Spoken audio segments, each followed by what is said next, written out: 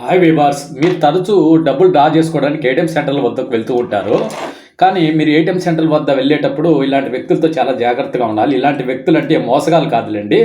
కొన్ని విషయాలు ఇలా జరిగాయి కాబట్టి చెప్పబోతున్నాను. మా తమ్ముడు ఒకడు లాస్ట్ సండే ఏటీఎం సెంటర్కి వెళ్ళి 5,000 డ్రా చేసుకోవడానికి వెళ్ళాడు. పెద్ద క్యూ ఉండడంతో వెయిట్ చేయక తప్పలేదనమాట. ఒక వ్యక్తి వచ్చి, అన్న మీరు ఎంత డ్రా చేసుకోవాలనుకున్నారంటే మా తమ్ముడు 5,000 అని చెప్పడంతో, అన్న నాకు 5,000 ఫోన్పే చేయండి అన్న, ఆ 5,000 మీకు క్యాష్ ఇస్తానని చెప్పాడు. మా తమ్ముడు ఇంతసేపు వెయిట్ చేయడం దేనికి, ఇదేదో బాగుంటుంది కదా, తొందరగా పని అయిపోతుంది అనుకొని మా తమ్ముడు 5,000 ఫోన్పే చేశాడు. తమ్ముడు ఫోన్లో డెబిట్ అయినట్టు మెసేజ్ చూపిస్తుంది, కానీ అవతల వ్యక్తి దాంట్లో క్రెడిట్ ఇంకా కాలేదు, ఏం మెసేజ్ రాలేదనమాట. బాబు ఈ విధంగా నీ దాంట్లోకి వస్తుంది, నా దాంట్లో డెబిట్ అయింది కాబట్టి 1 గంట పట్టచ్చు, 2-3 గంటలు పట్టచ్చు, 5,000 ఇచ్చే బాబు అని అడిగితే, అదేంటన్నా నా ఫోన్లో మెసేజ్ చూపిస్తేనే ఇస్తాను, నా ఫోన్లో క్రెడిట్ అయినట్టు, నా అకౌంట్లో క్రెడిట్ 5,000 అయినట్టు చూపిస్తేనే మీకు డబ్బులు ఇస్తాను, మెసేజ్ రాకుండా ఎలా ఇస్తానా, రాకపోతే మళ్ళీ నేనే కదా నా ఇబ్బంది పడేదని వాడు గట్టిగా చెప్పాడు. లేదురా బాబు, ఇదో నీకు చూపించాడు, దీంట్లో చూపించాడు, ప్రాసెస్లో ఉంది, నీకు ఖచ్చితంగా వస్తుంది, నా దాంట్లో డెబిట్ అయిందిరా బాబు అని చెప్పాడు. కానీ వాడు వినలేదు, మొండికేశాడు. నేను ఇవ్వలేనన్నా, ఇవ్వను, ఎందుకంటే ఆ 5,000 నాకు మెసేజ్ చూపిస్తే ఇస్తానని బొకాయించడంతో మా తమ్ముడు పెద్ద గొడవే పెట్టుకున్నాడు.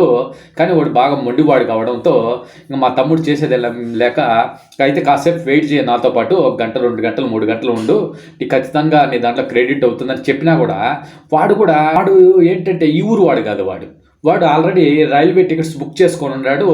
ఇంకొక 15 మినిట్స్లో ట్రైన్ ఉందంట, వాడు ట్రైన్కి వెళ్ళాలంట, లేదంటే టికెట్లు క్యాన్సిల్ అవుతాయి, పెద్ద లాంగ్ జర్నీ. మా తమ్ముడు షాక్ అయిపోయాడు, ఎలా డీల్ చేయాలరా వీటితో అనుకొని ఇంకా మా తమ్ముడు చేసేది లేక ఒక ప్యాసింజర్ టికెట్ కొనుక్కొని వాడితో పాటు రైలు కూడా ఎక్కాడు.